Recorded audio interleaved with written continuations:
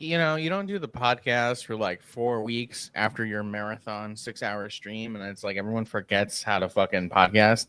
Because every goddamn technical issue that could have happened just happened. I have a light over here that like is crooked, so it's not even like hitting me straight. My mic wasn't plugged in, the camera wasn't plugged in. It was just a disaster. It's like a muscle. If you don't keep doing it, then it atrophies a little bit, and then you just forget, and it takes you a minute before you can get back into it. No, for real. It's 8:13. It's been a minute since we've been this late, and we didn't tell anybody. We were just like, man, they'll watch anyway. So like, yeah, let's just give it a couple of minutes. Is that the stage we're at? We can just they know. We're at that heightened level of arrogance that we're like, we know that they'll come, but like, really, it's 4 people, and 3 of them are us. So,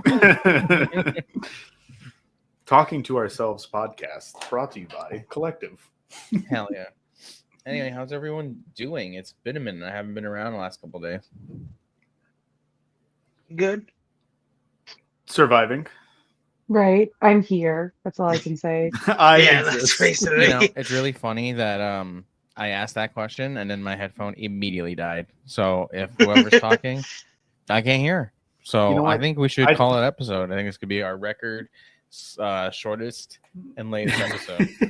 Lord. I think the sentiment that everyone just gave, it's perfectly fine that your headphones died because it fits right in line with how we responded. What happened? I wasn't. what we were all just like, we exist. We're alive. We exist. Yeah, I mean that's how it be. That's how it do. You know what I mean? Let me turn this on.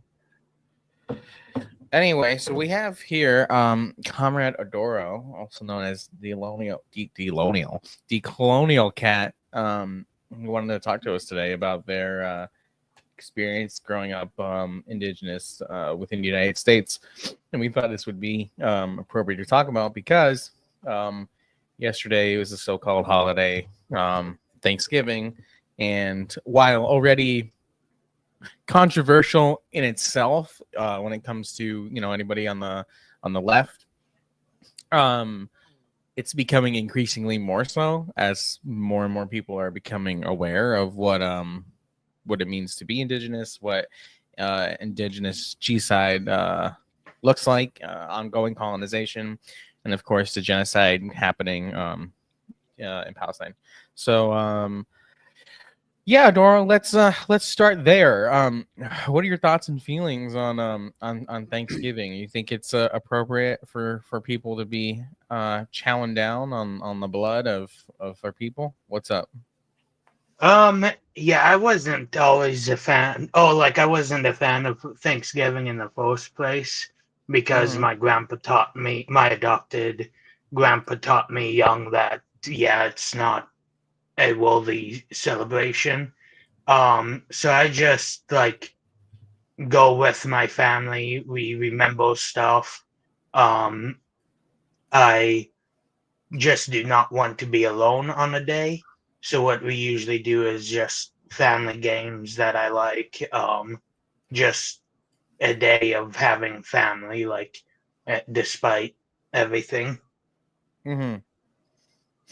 Yeah, I mean that seems like to be what most people are on the left are kind of sorry, I was just was hiring the volume on your mic. I kind of feel at this point where like they are sort of just like as an excuse, to hang out with people, to see people, to be with family and community and stuff. Personally, me, like even before like I knew anything, I kind of just didn't care about Thanksgiving because I never really cared about turkey. So like it was always just annoying to have to like link up with extended family and whatever. But even now, like I just worked, like I don't really have any like I don't it's not valid for me in to celebrate it in any way. Do you two celebrate Thanksgiving or do anything? When I was younger, my family, A young boy. when I was a young boy, my family would, they'd have get-togethers and stuff like that. I, from an early age, was like, I don't really like the holiday. Even before I knew like really the history behind Thanksgiving, I was just it wasn't my favorite. And then in my early adulthood, I worked retail, so they would open stores on Thanksgiving. So I didn't really get to even indulge in it anyway. Yeah. And nowadays, none of my family really does anything for it. Like they'll be like, I made some dinner. You can come get like a container or something. Just take home so you have food. Yeah. Like before the show, I ate some ham before that I had gotten from my dad. That was it. Very nice. Very nice. How does that play out in your home, Nico? So, growing up, I did Thanksgiving. I wasn't very aware of what was going, what the reality was. But these days, because I have an Indigenous partner now for like 9 years, it's kind of changed. We still all get together. I do it almost distinctly with my partner's family, but we don't, celebrate Thanksgiving. It's basically an opportunity because everyone's off that we can all get together and meet up. But that's pretty much it. Yeah. So pretty generally pretty similar consensus here. Yeah, I don't know. From an early age, I would say probably like fourth or fifth grade, like I started to get a pretty, decent understanding of or I would say basic understanding of colonialism. Like I understood, about Christopher Columbus and Cortez and all them coming over and, basically, fucking everything up. But obviously as much as a 10-year-old is really gonna understand that. I distinctly remember we were reading this book about I don't really remember the plot, but I remember that it was about a Mayan girl. And I remember another student asking the teacher about when the Mayans went extinct. And I was kind of like, but that's me. What do you mean extinct? And like, obviously they didn't know what they're a kid, right? They're just, trying to figure stuff out. But I think that was one of sort of like the more apparent moments for me where I'm like, oh, right. Like, why are we considered like extinct? Like what really happened, But my experience is definitely different from Adoro's in the sense that like it took me and even up till now to begin to recognize more of my own indigenous roots. And obviously my indigeneity is not to the what's considered the United States proper now. It's Central America, so the experience and the roots are different. But anyway, this isn't about me. This is about you, Adoro. So lay it down for us. So you were adopted. You mentioned that. So I mean, we'll just go ahead and kind of turn it to you. And what was that like? What's it like being adopted? What's it like being indigenous and indigenous in Marxist circles? Okay. Yeah, I was adopted at 6 days old. My adopted family at the time, it was just one one couple, and they also were fostering another kid, and all of them were white. Like I was adopted by a white family. And so around 6 days old, I was adopted out. My both mom, who herself likely has indigenous roots, but was herself unsheltered, because of the fact that my looks are very similar, but also like we were near a unfederal recognized tribe, and they have been facing issues due to the colonialism of the United States. And my both dad was likely a Mexican immigrant, and Mexico has like just a whole bunch of indigenous people Mhm. and tribes. They have been treated a bit more fairly. Um, but yeah, I did not know any of my both parents. My both dad likely was out of the picture before he even knew I existed. But for my both mom, she is likely from the Great Plains tribes, like around here. Um, and she was unsheltered. She had mental health conditions that I likely inherited since I have them now. Um, and so I'm facing that struggle of not knowing my both family, but also like the um, medical information, especially around that. Um, and ECWA, Indian Child Welfare Act, does offer protection and everything. It allows one to, it allows a tribe to basically get the kid. But sadly, with ECWA, it also only covers federally recognized tribes. And where I grew up, there is no federal recognition besides two in a different state.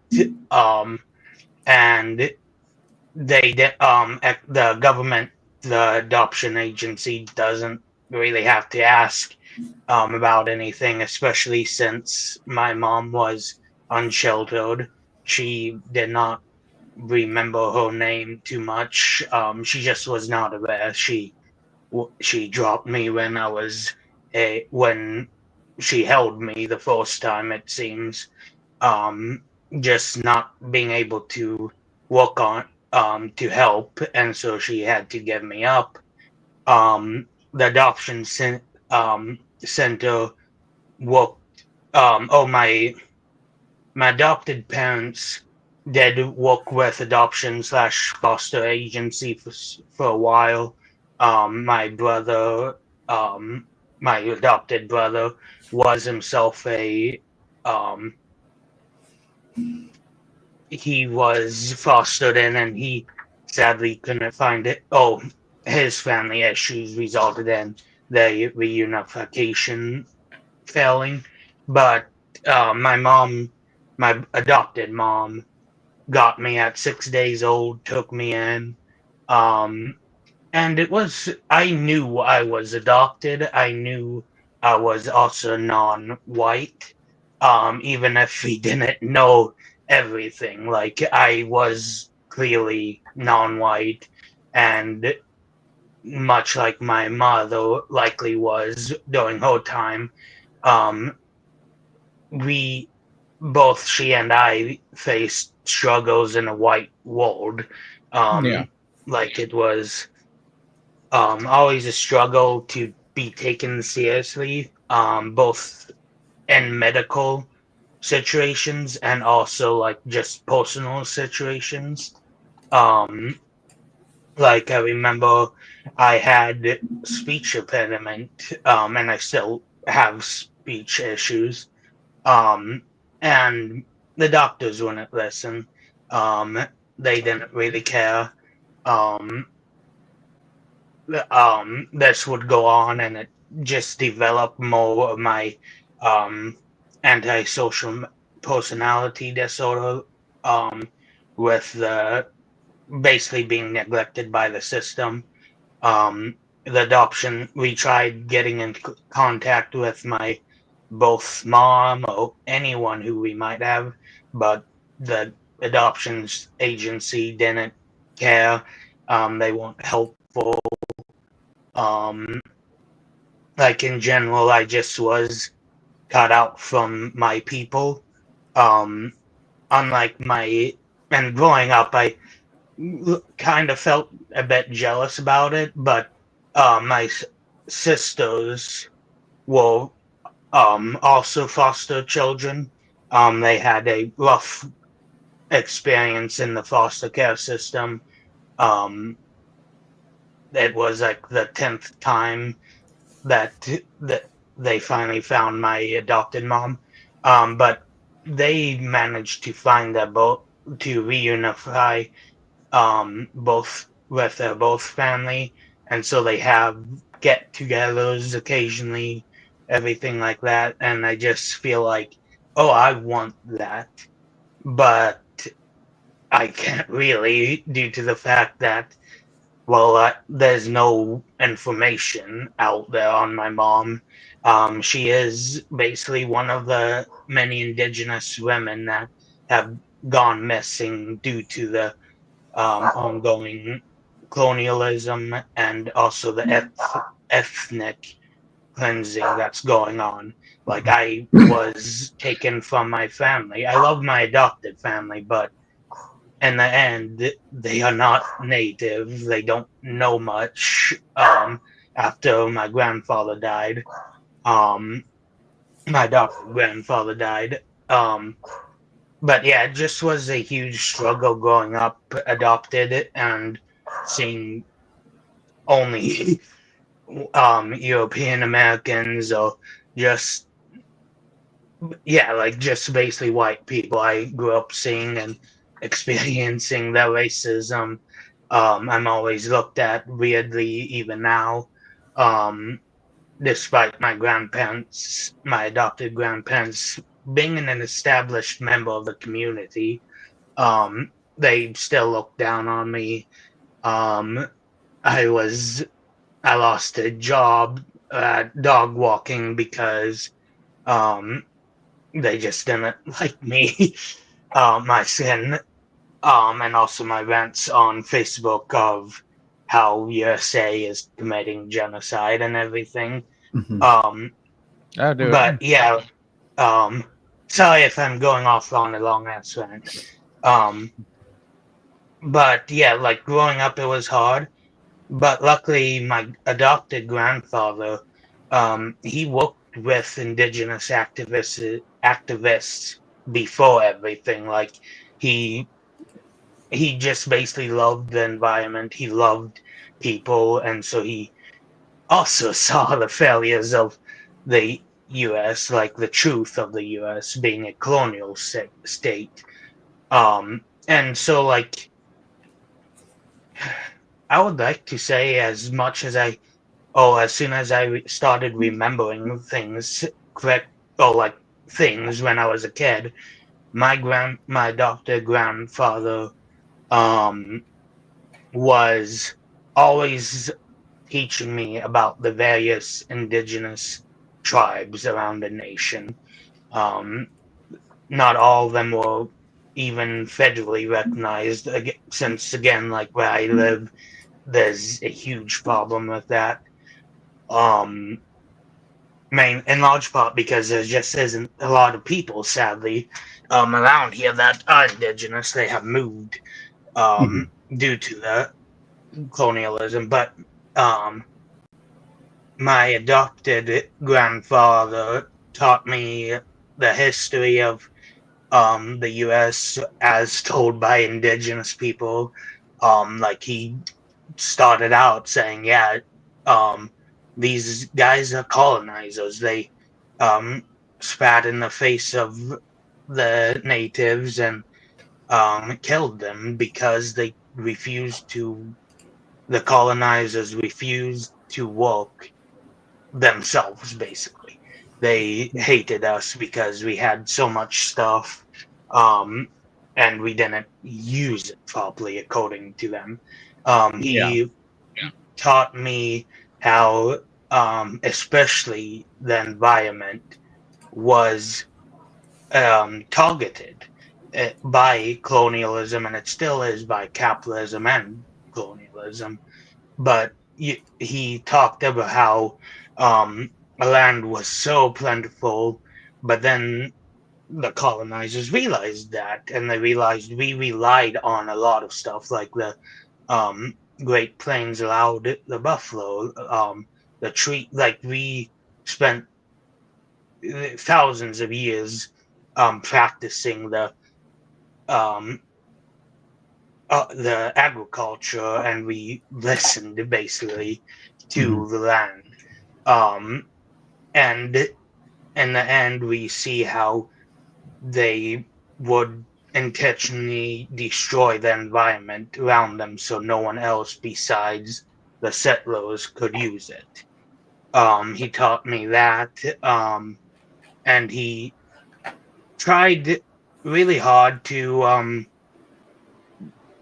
um, find my tribe, but like there was not a lot of help from the government, but also like due to the generational trauma, but also due to how the adoptions agency slash foster agency works. It's predatory. It's geared towards assimilation, um, and that was its design in the U.S. And so and I'm not faulting anyone, but Native communities have realized that white people will adopt indigenous people, oh, kids, I should say, in hopes of gaining special privileges, um, specialness, basically, their uniqueness, because, hey, they adopted a native kid. And so, a lot of indigenous communities are wary of that. And when it was just my grandfather who was white asking for stuff like to help and everything, like they turned him away because they believed that he was just using me for those privileges. Um, and he was like, I'm not blaming them or anything like that. They themselves are surviving under colonialism. So it's hard to know who is friend or enemy. Um, so yeah, that was also a huge struggle, like dealing with how both systems kind of didn't want me. More of like indigenous people just did not want white people to keep on ruining the culture and everything. Um, and so, like, I grew up just learning about various cultures and um, with my grandfather's limited um, teachings. Like, he talked to a lot of indigenous activists, but in the end, he isn't indigenous. Like, Yeah, so let me I ask you a few questions real quick. So you were adopted by like a completely white family? yes. Okay. And I saw in your write up that your grandfather was a social studies teacher and he was like active in like political scene. Yeah, he attended a lot of protests, and just a lot of I don't know what the correct meaning is, but like he went to meetings to spread around like he was spreading around basically how indigenous communities are struggling under the system, like especially with reservations, like they are hugely lacking resources because of the US government. Um, like he taught a lot. He was a middle school teacher and high school, and then later, which it wasn't social studies, I don't think, but he taught at college too. Sorry, in his last few years of life, and he worked with. Oh, he was at college when he taught at college. He was a foreign um student aide, like he would help out the students who were coming from foreign countries and everything. He was helping with that. But for Yeah. social studies part, he made sure to tell his class that, yeah, the Black and Indigenous people face this struggle due to the systems in place. He I don't know how many minds he changed, but like I was this was years ago before. Oh, I think I was about 10 when he stopped teaching. He had a heart problem, so he couldn't do a lot of activities. But yeah, like he promoted a lot about indigenous issues. It's why I knew I was indigenous and why I'm still doing what I'm doing, like talking about our issues, raising an awareness of how colonialism destroys non-human life too, besides human life, and basically makes it a commodity, life in general. Yeah. I don't know why I still have an echo. I don't know what to do about it.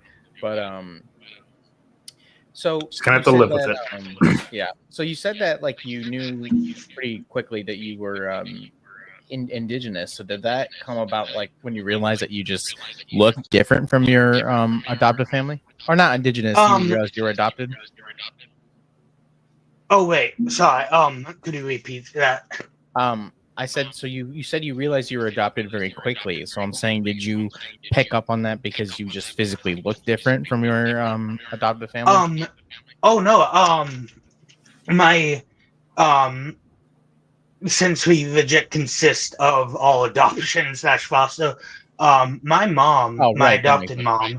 mom, told me, and everything, like, she was really trying to help unify.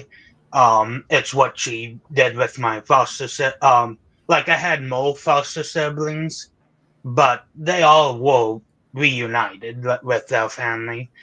Um, Besides my three siblings I have that were and adopted, but my two sisters who are half siblings, they did fine. Well, they managed to reunify with their family because they're both family fixed a lot of their issues.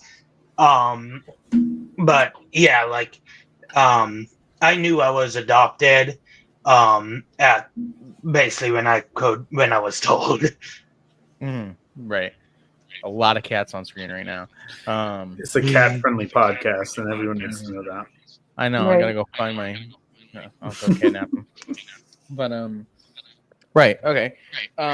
So I see that you your family even like traveled. You went to Mexico and you had some experience down Mhm. there with indigeneity. What was that like? Um, um, so it was a few years ago at this point that I actually really remember the visit, since like we went all over, but childhood memory slash trauma has quelled that.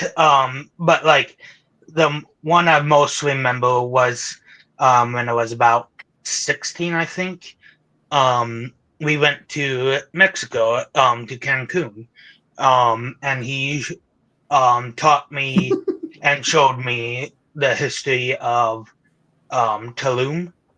Um, it and their people. I can't say it because my speech impediment is really poor. But like he basically taught me like the indigenous people who were living there.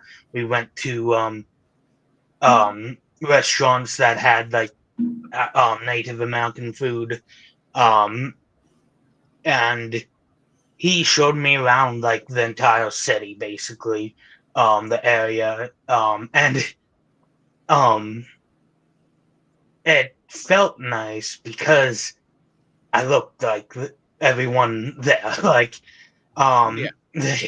what's funny is I still remember it how they thought I was just from Mexico. The people in Mexico, like they were thinking I was speaking the language, which sadly I do not. Like, they tried, my adopted family tried teaching me various languages, but I can barely speak English. Mhm. But um, he took me to also the ruins of Tulum. That was so beautiful. Um, like it just amazed me how indigenous people built a lot, like along with just the agriculture, like the agricultural um buildings that were used, like they looked amazing. Um, and just it really helped, and he would do that a lot. It wasn't fun experiences, but he wanted to show me how colonizers colonize, and so he took me to various, also like um I can't think of the name, but places where basically the colonizers would put um indigenous people for their own safety, they say. Like there's one area near me, Fort Atkinson, that was used um, by colonial by settlers to to put indigenous people in there as a way to say, oh, we are helping them fight their enemies. Um,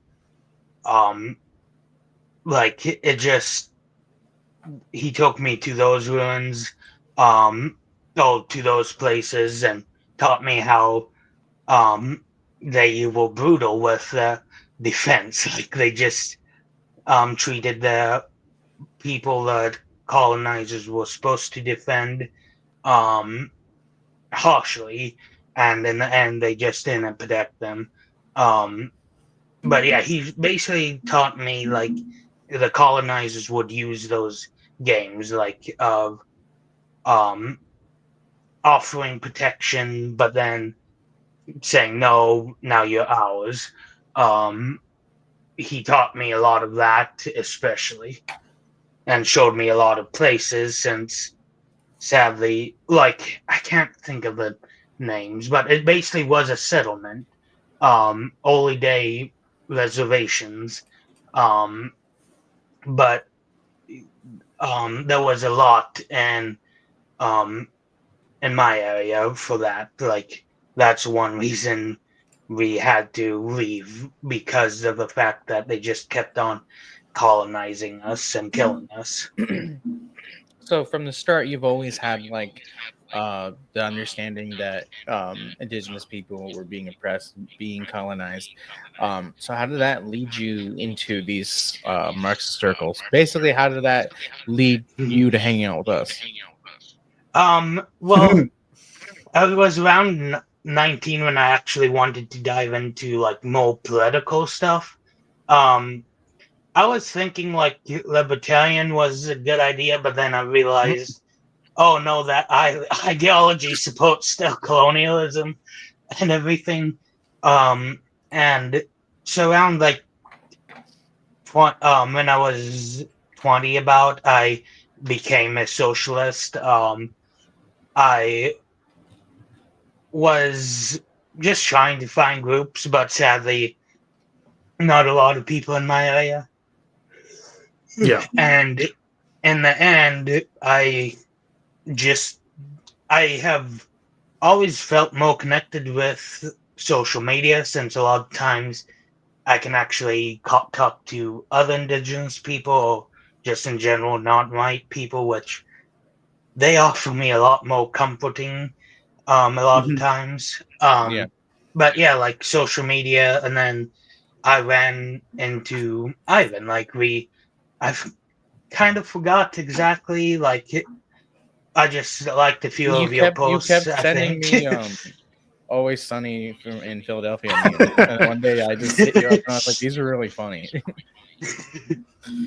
And you still make them to this day, and I laugh every time I see them. Mhm. Yeah, it's a good show for like talking about since like I love art slash media, everything like that. And that's one reason I became communist, because I realized how much that has also been commodified within indigenous people, but also like in general, like the media is a commodity basically now. It doesn't, it tells a capitalist story. It erases a lot of indigenous voices, same with black voices. So I use I use the shows that I watch and everything just to make commentary on how this is actually going on, like the colonialism that USA is doing in um on Total Island, but also just other places, especially the global south. I love doing that, and then I ran into Collective as a whole, and yeah, like I just felt a belonging there for once. Gang. And I learned a lot from you guys. Thanks, Aw. buddy. You got a question? You can answer this how you want. Alenko says, "Where's Adora from?" I just joined. So I was born in Iowa. And I won't name the cities, but it's a very big city.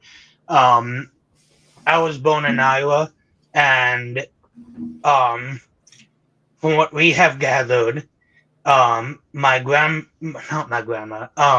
my mom, my birth mom, was likely from the Great Plains tribes. Can't pronounce it. It sucks that I can't pronounce a lot of things, even in English. But the Milwaukee, I believe, tribe is a federally recognized tribe here, and so that's where we tried getting a little bit more information. Which they did actually. Like they showed me a few good resources. Oh, like my grandfather resources to educate me on indigenous issues. But yeah, my both dad was very likely a Mexican immigrant. Um, but yeah, besides that, yeah, I'm just from Iowa. I will always say I'm tribeless because I am. Like I don't know anything about my family, and especially with capitalism and especially with the ongoing stuff like Trump did win and everything. I'm just nervous about giving my DNA to the government, to private corporations. Yeah. Totally fair. And Cleo says, "I'm native from South Dakota, so kind of same area." That's cool. I'm glad you found us. Nice. So tell me about how so you discussed like how you sort of run around with us, but like as you learned more, like became more versed in politics, and you started to learn about Marxism and communism. I see in the outline here you have something here that says the colonial Eurocentric mindset ranges from viewing human/non-human life and land as just commodities. Now, to me, that's just capitalism, right? So, how Mhm. does, like, from your understanding, and I understand everybody's different, including indigenous people, but from your understanding of indigeneity and that mindset, and that culture, like, how that sounds very compatible with sort of how Marxism views that capitalism sees life and non-human life as commodities and disposable. Mhm. Um, yeah, like I always Amar Caesar, I believe is his name. He is himself indigenous, but he's from Africa, like he is African indigenous. Um, he's been fighting colonialism in the global south, all that.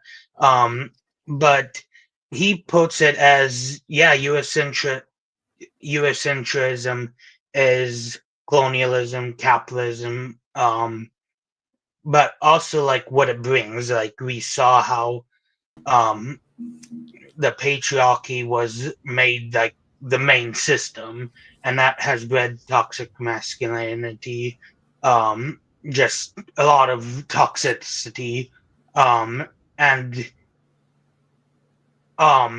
Marx, yeah, his works have backed a lot of it, and that's why he kind of died more into communism, but also learning about decolonial Marxism by Walter Walter Rodney. Rodney. Oh, Mhm. thanks. But yeah, he talks about how like yeah, we need to basically decolonial our mindset of like this is individualist, this is a commodity, all that. But back to bringing back the mindset of what can we help the community, including the land. Um, since like indigenous people usually have a spiritual connection to the land. We see that everywhere around the world. Like the land basically is basically what gives us life, like allows us to survive and Yeah. everything. So many indigenous people around the world hold that sacred and not a commodity. It's basically its own life force. We respect it, and it will respect us. But then capitalism brought commodity to it, like, and it has done that to its own place. Like we see in Europe, there were many people who did not see the land as a commodity or as their own, like their own indigenous people have had close ties and everything before colonialism and capitalism brought a individualistic mindset, basically. And that's what decolonial Marxism kind of promotes, like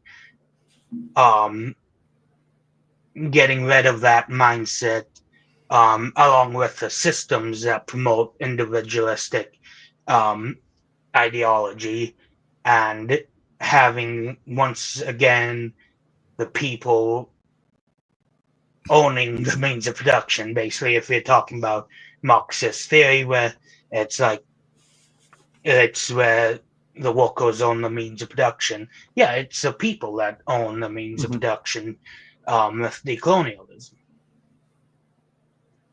Yeah. I feel like I don't have much to say to that because you pretty much hit the nail on the head. It is to kind of touch on, since especially for the patriarchy and all of that, indigenous when I'm reading I read a book, an indigenous continent, and it explores, yeah, like women had in many tribes, not all, like we aren't monolith, many women had respect. They were respected, and just in general, like even if it was a more patriarchal system for indigenous people, like the women still were being treated well. But then we saw with the colonizers, they saw how the women had power / influence over trade, over agriculture, everything like that, and so they targeted women and two-spirited people, which I don't subscribe to because I'm not part of a tribe, and that's a honorary title, but I am non-binary. But two-spirited Shout out people and just two-spirited people were also targeted because they did not fit in the typical gender roles. And this was carried out everywhere. But yeah, like women and girls are like heavily targeted, and that's why I especially was more involved with. Oh, like I feel more passionate because like the women in my life taught me a lot. Like my sister, I love my sisters and everything, but also like my mom, my both mom was casted out because of everything. Um, so yeah, like women having a say, leading movements, educating people, like that's a huge step in decolonialism. Yeah, I don't know. It's interesting because I'm listening to you talk about your life, and while dialectics affects all of us, I feel like your life is a really good example of dialectics in action, where like because of colonization, because of the discrimination, the systematic oppression that Native people have experienced, your mother was not able to get the help that she needed. So consequently, she gave you up, which put you in a different family, which then unironically ended up showing you not more, but your indigeneity in further contrast. We'll come back when he comes back. Showed their life more in contrast, in oppression of indigenous people, which then led them to their education, which then led them to us, which then led them to us talking about indigeneity here on this podcast. So I think that's pretty funny how that worked out. You good? Sorry, yeah, sorry, um, I accidentally clicked out. I've done that. I've done that so many times. Anyway, what I was just saying was like I feel like in a lot of ways your life is kind of like dialectics in action because your mom couldn't get the help she needed because of colonization, which led to you being given up, which led to you becoming maybe more politically, not maybe necessarily more politically aware, but more of a sharper contrast of like you growing up not around Native people, which led you to your political education, which led you to Marxism, which led you to here. Yeah, and to kind of expand, with my undiagnosed autism, it eventually just and also like at the time, antisocial personality. It was not diagnosed yet, but it led to an outbreak of me having a meltdown. Like I was um just a ball of anger like that at school when I was trying. Oh, sorry for my Alexa. But This is a reminder to get up. yeah, Wake up. it's telling me to get my ass out. But at 12 years old, I had a meltdown. In large part because I was trying to help a kid who was being bullied, but then I got hit. And I reacted out negatively, like I was um, just not doing anything, basically. And also being violent or like angry. And the school called the cops on me and everything. And yeah, it was fun getting beaten up at 12, being held down on your stomach with cops on your back. Oh, like the knees on your back. Um, and like they just didn't ask anything. They took me away. I was sent to um a hospital for a few days, and they didn't care. Like they didn't ask me what caused these issues.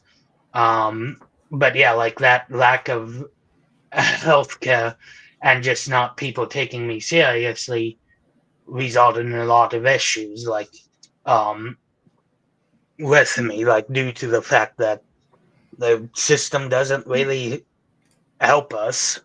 Mm-hmm. No, it doesn't. It's not set up. I mean, we know, police are there to protect private property, to protect corporate interests. They're not here to help you or I. They're not here to help women. They're not here to help people with, going through mental health crisis, let alone indigenous people. It's just completely set up that way. Unfortunately. One thing I wanted to touch on real quick, because we're already almost at an hour, is when, because we've talked, and I've seen you interact with people who call themselves Marxists, and one of my issues, and for those who know me, or who don't know me, like I am a staunch Marxist Leninist for sure. However, I don't agree a lot of the times with the idea of sort of like Western Marxism, where people are trying to excuse the existence of the settler colony, excuse the existence of the United States. So I've seen so-called Marxists, so-called communists, so-called anarchists, not just with you, but in particular, in the case with you, make criticism towards you, while either ignoring your indigeneity or blatantly mocking that. Like, how do you feel about that? Like, do you have any comments on that? Well, to be honest, most of the insults like I've come across and everything when I have been critiquing Western Marxism basically, is I just don't really care. Like, I'm saying what I'm saying. I know I am indigenous, so my friends and family know. Like, it does not matter, and I will still talk about how Western Marxism largely negates a lot of colonialism. Um, um, and I feel like that's a way to improve your ideology is to listen. Like Marx, Lenin, all of them discuss how, we should be looking at other sources, like who are fighting against the struggle. Like, it basically does not matter to me with the insults, and if anything they make videos on me, then they get more I get more attention of how this is still happening. I call them European settler Marxists, so stuff like that. But it's frustrating though, still seeing how Marxists who I have they like communists are some of the most educated people I have ran across to. So it just sucks seeing how, oh no, some communists don't believe in that, especially with some people. But yeah, Yeah, pretty much. I think we're on agreement here. There's a lot of people who, I think it's multiple. There's multiple reasons why this happens. I think because of the internet, people who, I've mentioned this all the time. People who are looking for community end up in our circles without unpacking a lot of their liberalism, without fully understanding the context in which the United States, which the West really exists, under the above the graves of and millions of indigenous people. And we can't build a better society without undoing that system that has put so many people into the ground. And I hope those people realize that one day and figure it out, because if they don't, they will either slide back into liberalism, or they'll just be overtly fascist. yeah. And we already are seeing that with some of them. No, I know. Nico, not to put you on the spot too much, but has your partner said like similar things to like what Adoro has been saying, or is this a lot of stuff you've heard before, or like? Oh yeah, no, I mean my partner's gone through the process of reconnecting, very similarly like what Adora is trying to do now. And even still, he's been a Marxist-Leninist for probably about like 9, 10 years now. And one of the biggest struggles he deals with other Marxist-Leninists or Marxists in general is Western white chauvinism. Exactly. So it's a pervasive issue. We encounter with white Marxists, so-called Marxists, not lending themselves to the most oppressed populations of Turtle Island, let alone the world. But anyway, we're almost an hour here, Adora. So is there anything else you want to say real quick? I would suggest everyone who is listening, Decolonialism or Decolonial Marxism by Walter Rodney That's a is good one. such a good book. And especially if you're a Marxist and everything like that. Like, it just allows criticism of Western or like of Marx, but also in a constructive way. Like it allows a lot of connections to be made to make communism basically better, to improve on it. Mm. But yeah, besides that, I am thankful for all of you for letting me have a platform. Of course. Yeah, you're a good yapper. But all right, yeah. Thanks so much, Adora, for coming on and giving us that insight. We were a little rusty on starting, but you know what? It's fine. We worked it out. We figured it out, and appreciate you coming on.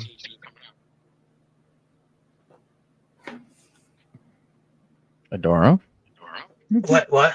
I was just saying bye. Oh, it's a great having yeah. you. I was like, thanks for Sorry. coming on, and then you were just like, silence.